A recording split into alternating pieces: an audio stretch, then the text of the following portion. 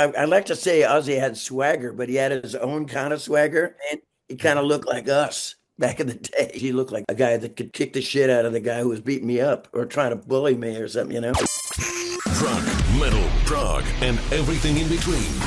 Welcome to this episode of Talkin' Rock with Meltdown. Don't forget to follow the audio-only Talkin' Rock podcast on all podcast platforms. And now, it's time for today's conversation. Here's Meltdown. There he is. You just got back from Brazil, didn't you, not that long ago? Yeah, I was in Brazil with Jeff Scott Soto. Yeah. We played like some rock and roll gigs there, and then I was in Europe with a rock opera called Avantasia, and then I was in the UK playing acoustic tour. And I'll be busking at a train station near you. No, anything and everything tour. That's pretty much what I've been doing. Yeah, well, I'm going from Sao Paulo to Paw Paw, Michigan, in Ludington. It's almost like in the I know. It's been a while since I played in the USA. I've been traveling. I mean, it's been a while since I've done it solo. I mean, I did 2.5 years with Mr. Big, playing all over the world. But then, yeah, we played in the United States, but I haven't done US gigs in a long time. Actually, I just played in Monterey, California for a charity for homeless women, but I also did this kind of fun show for Java House Cold Brew. It was like a sponsored for the Indy race in Laguna Seca. Oh yeah. Yeah, yeah, and I got to go to the races for the first time. It was pretty cool. Anyway, You never been to one of those races before? They're fun. never. No, I've been to NASCAR, Mhm. but Indy's incredible. I mean, it's so loud. It's like a heavy metal concert in a way in my ears. It's like, and even it was like, and so fast. It's like, it's when you see all those like a tennis match and they're doing all this. Yeah. Like everybody in the stands in this one is like totally getting whiplash. So No, that's great, man. By the way, how'd things go with Jeff Scott Soto? I'm sure that went awesome, huh? Jeff's cool. I've known him for years.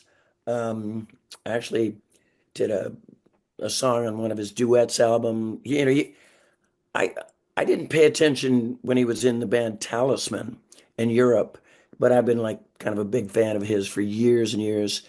Uh, I can't remember exactly when I met him, but I remember meeting him at Paul Gilbert's wedding at Disneyland, and he was playing like as a special guest, oh, playing for Paul's wedding. So anyway, yeah, we've been friends for 100 years at Yeah. least. Yeah, But yeah, both. It's funny. I've met both you guys, obviously, but I mean, the first time I met you and the first time I met Jeff Scott Soto, it's like you guys just are just easy to talk to, and you're like, I think I even said I want to do an interview. I didn't do an interview with you right away. I think the first one I did with you was I don't know last year or whatever it was. But you guys are so easy to talk to, and I can imagine both you guys meeting each other being like just like kind of fast friends. we are fast friends, and we do have we both have a gift for gab. We can just chat away forever, but and a couple loudmouth soups, we can talk even longer. Yeah, it's funny you say the talesman. It just sounds like something out of Spinal Tap. Does a little bit, but like God, huge in Europe Yeah. and in the 80s and 90s and stuff. Yeah. Yeah, Jeff and we shared the same South American rock and roll band. We played all over Brazil. And we also opened to Foreigner. We were lucky to open to Foreigner with Lou Graham came. Yeah. Because he shows up once in a while, but he showed up to sing I Want to Know What Love Is and Dirty White Boy and all this stuff. And we were doing like kind of what they call a throw and go, an opening act, Mhm. throw and go sound check, throw your gear up there, check your microphone, check your monitors, and sing one song maybe. And I came off stage, and Jeff was hanging with Lou, and Lou goes, "Hey Eric, how you doing?" I'm like, "You know me?" Like I was just, yeah, I was blown away. I opened to Foreigner like 40 years ago when I was probably 30. No, 40 years ago when I don't know how old I was, but I was a young man, and yeah, idols. I mean, I could go on for days. Paul Rogers, Lou Graham, Frankie Miller, Ronnie James Dio, Ozzy Osbourne, I was. We'll talk about Ozzy in a second. It's funny, a lot. Who taught me about Frankie Miller? You're probably gonna find this funny, but Kid Yeah, Rock. you're kidding me. Kid Rock loves Frankie Miller, and I don't know if you know it or not, but Frankie Miller. Well, I should say it the other way around. Bob Seger stole some of Frankie Miller's stuff. Either stole or is it Borrowed. rightly borrowed? Maybe. Hey, like, I love Bob Seger too. Um, uh, yeah, Frankie Miller. I'm just such a huge fan of this guy for years. Great gravel kind of voice, but an incredible songwriter. Your audience should check him out. I mean, if you loved all the singers, they always say Paul Rogers, including me. But Frankie Miller was kind of like one of the first. He had a lot of influence with Stax Volt and Motown and all that. But I actually did one of his songs on my first record. It was in 1983, band called Eric Martin Band. Mm, Great name. awesome And name. Yeah, what a great. nice ring to it. Um, I was telling you I was playing in Monterey the other day, and I played with the old guys in Eric Martin Band. We used to have another band called 415, and we kind of did a little reunion at this charity, and some of the guys in Y&T as well. Anyway, yeah, we did a song called "Don't Stop" uh, by Frankie Miller. Oh yeah, Kid Rock. That blows my mind. Actually, that, He's that could be like some sort of 6 degrees of Kevin Bacon, or I don't know what that oh, was. he's told me many things about Frankie Miller. And one day when I'm at his house, he's like, "Hey, Meltdown, check this out." And he played a song, and it was Bob Seger before Bob Seger. I can't remember if it was like "Beautiful Loser" or something like that. But if you Google Bob Seger, Frankie Miller, it will come up, and it's yeah, he. I'm not gonna say Bob stole it from him, but let's just say lightly borrowed. I mean, or paid homage to, or I don't know. I don't speak French, I but think, yeah, a tribute or something like that. But yeah, Bob Seger. yeah, Yeah, I love Bob Seger too. He's one of your. I think he's a hometown boy, isn't he? he is. Yeah, he's from Michigan. Yeah, from Detroit Rock And City. Kid Rock and the whole bit. And actually, there's a guy that's playing with me now. Um, we've been playing together for a couple of years. His name is Jason Hartless. He's a drummer for Ted Nugent. Another guy. Yeah, right Name there it is. dropping some of my Michigan pals. It's all coming together. Yeah. Um, yeah, I got this, like I was saying, playing in the United States, and I've been playing with a lot of different people in Europe and South America and in Asia. But yeah, in America, I have a pretty tight solo band now. PJ Farley, an old friend of mine from Trickster and Fozzy, and a bunch of groups that he's in. Jason Hartless on drums from Ted Nugent, and a new shit hot guitar player, Julio Menendez from Brazil on guitar. Yeah. Well, let me, And yeah, no, no, it was funny because I was going to say the Zoom call. I don't know if you saw it. I put there Eric PJ's friend. So, that's okay. I put Meltdown PJ's friend too. so you just brought up Ozzy. Obviously, it's an obvious question as far as Ozzy's concerned. You did mention him. So did you have a chance to ever meet him? Briefly. Um, I played, have you ever heard of the Day in the Green? It was a very famous concert in Oakland, California, back in the 70s, late 70s. And it was Hart, Pat Travers, Loverboy, special guest Ozzy Osbourne with Randy Rhoads and 415, which was my band. And we played at 10 o'clock in the morning. First of all, it was like 80,000 people sold out. We played at 10 o'clock in the morning for about, who knows, 5,000 sleeping bags. I don't know. And, uh, but we made it the full 25 minutes that we played. And we got a couple fireworks thrown at us, like it's a rite of passage, I guess, when you're a young band playing with all these heavyweights. And the famous promoter, Bill Graham, had a little Easter basket and all the fireworks in it and a bottle of Cristal. I tell when I tell the story, it's Cristal, but it was probably like you know, it's probably like some really bad Osti Spumante or whatever it was. But I came backstage and I saw Ozzy and God, I hadn't seen him for years. I mean, like since I was in high school watching Don Kirshner's rock concert with Black Sabbath or something, you know.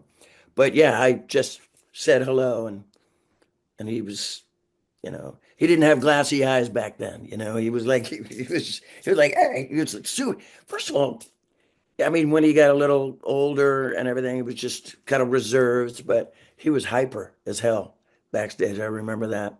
Yeah, And he so that was now correct me if I'm wrong. Did he play like early that day, like noon? Because he just left Black Sabbath, if I'm not mistaken, and he wasn't yet Ozzy Osbourne, like a huge solo superstar, correct? I couldn't tell you. I mean, the crowd was just like freaking out when he came out. It was me, and I think Ozzy played after me. Yeah, so it And was. we were still dragging our stuff off the stage, and they were like I said, it was like a throw and go. But he was still, you know, he's, you know, the icon that he was. It didn't matter, you know, if he just left Black Sabbath. I mean, he was still Ozzy Osbourne. But yeah, throw and go just like the rest of us. But yeah, that's the first. Actually, and I met Randy Rhoads few years before that. Maybe I was at the Starwood in Los Angeles. It was like this club on Santa Monica and Crescent Heights. It was like in the corner, and all the bands used to play there, you know. And um, I had really long hair, and I remember this lady came up to me and she goes, "You know, I'm Randy Rhoads. I'm that guitar player's wife or girlfriend or something like that. I'm a hairdresser, and I could do something for you with hair." And I'm like, and she goes, "Yeah, that's my man up there playing," and he was amazing then, you know. So That was no, a Quiet Riot, yeah. maybe. It was Quiet Riot and a band called the Wombleys played, and I think that was Randy Castillo on drums. Yeah. Amazing. Yeah, I think it was Quiet Riot. Wow, It that's what it had to be because that's where he came from, you know. yeah. Yeah. So then Mr. Big hits it big in the late '80s and stuff, and you never got a chance to meet Ozzy again. I didn't. I ran into Zach Wild a bunch of times. All the people affiliated with Ozzy, um, Mike Borden, Mike Inez, you know, like a bunch of people. But no, I never got to run into Ozzy again. I Yeah. It was, You know, yeah, I was riveted to the TV set, you know, watching the I didn't go to the festival, the last concert and everything, but I was just eyeballing the whole concert, you know. and what did you think, like from a vocal standpoint, about a guy like that? But Ozzy, he had a character voice, you know how for me, I mean, there was actually uh, Diary of a Madman had some great melody and all that kind of stuff, but he was kind of a shouter and more of like a, heavy metal's cheerleader or something like that. Hey, look, don't strike me down, but I thought it was more of a character kind of voice to me. Okay, fair enough. Yeah, I'm just, yeah, no, I mean, he had a energy and a spark, and he like great entertainer just by, just I don't know, just I mean, I like to say Ozzy had swagger, but he had his own kind of swagger. There was no like puffed up chest, Robert Plant rock and roll star or Paul Rogers kind of thing. He was like a different kind of rock and roll star, like an every man's rock and roll star. Do you Mhm. know what I mean? He kind of looked like us back in the day, just kind of like fucking, you know, if Ozzy wasn't a rock and roll star, I definitely want to know him back in the day because he looked like a guy that could kick the shit out of the guy who was beating me up or trying to bully me or something, you know? Yeah, that's true. Hey, when was last time? Like, when was the time that you can remember as a kid, or maybe even as an adult, when you were like blown away by a vocalist? Who could that have been? Well, like I said, Paul Rogers. You saw I, him live, and you're just I like, saw Bad Company. yeah, I mean, I love Free. When I first heard, could have been like Wishing Well. something like that. I knew I tried to emulate Paul Rogers and pretty much sing every song that he did. And like in my day in the 70s, cover bands were or top 40 bands, it was like Zeppelin on the radio and it's kind of like what you're doing right now. Uh, but yeah, I like Robert Plant a little bit, but I like a little bit more of the rock and soul guys like Lou Gramm and Dio to me. Even it was heavy metal. Dio was like a derivative of Paul Rogers. Any like Frankie Miller, Paul Rogers, Lou Gramm. God, there's so many. I love Rod Stewart, Jagger too. I love the lyrics of the Rolling Stones. Steven Tyler is another I was just huge. gonna say, I was waiting for you to say that name. Yeah, sure. Oh no, I love Steven Tyler. I like as a person. I think he's the funniest guy in the world, and I love his entertainment aspects. And I just think he's just a cool ass singer. And watching him at that Aussie concert thing that blew my mind. I'm so glad that he came out there with all those great players. Yeah, it was really cool. Yeah. Uh, there's many, but those guys are the core right there. So what else you got going on with yourself besides these solo gigs and stuff? I mean, Mr. Big is finished, correct? Yeah. Oh, Mr. Big is done. Yeah. February 25th, 2025, we played. So we did all over the world. And then we kind of quit in 2024, at the end of 2024 in Romania. And then every time we wanted to quit, they keep bringing us back. But just one last time, we played two shows in India. And then we played in Japan. What a shock. We played in Japan and we played Osaka and Budokan was our last show.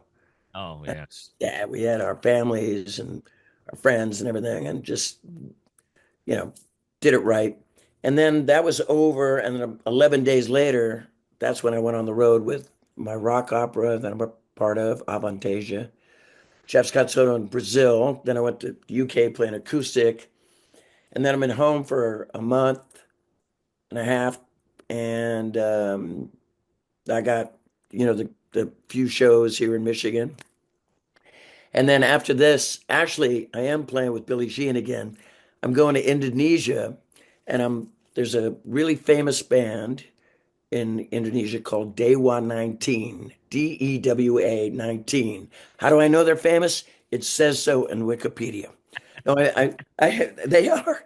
And I met them. We did a press conference at the Rainbow in LA, but we're playing this big, huge stadium show, and it's Eric Martin and Billy Sheehan from Mr. Big, Nuno Bettencourt and Gary Sharon from Extreme, Ron Bumblefoot Thal, Let's say Bumblefoot's got to be in there somewhere. Indonesia for course, I, man, and got hands down. Besides you, man,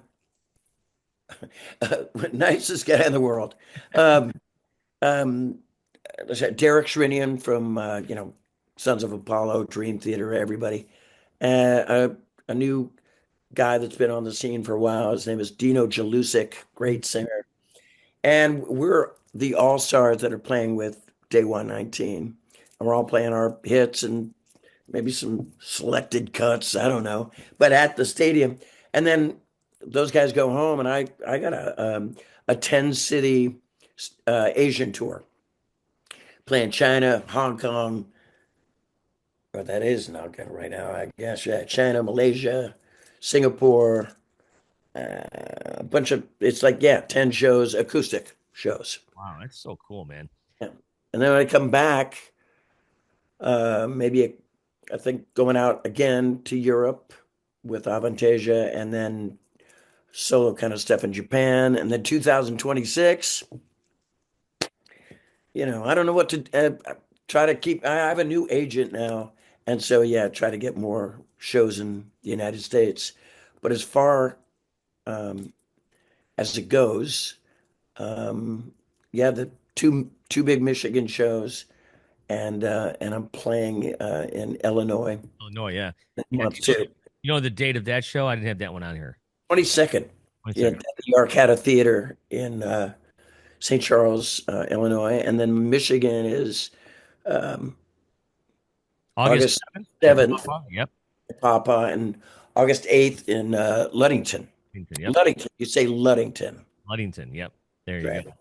So Yeah, Warner Vineyards, and then the other is Sticks. I've yep. never been to it, and it's gonna be it's gonna be great because I haven't played in the USA in a long time.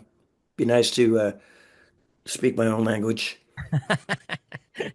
Well, I'll tell you what, Eric, I'll cut you loose on that. We'll give a good plug to these shows here. Of course, give PJ and Heartless my best, and we'll see you down the road somewhere, maybe back here in Detroit before too long. I hope so, Meltdown. Thank you, bro. I appreciate it. Keep up the good fight.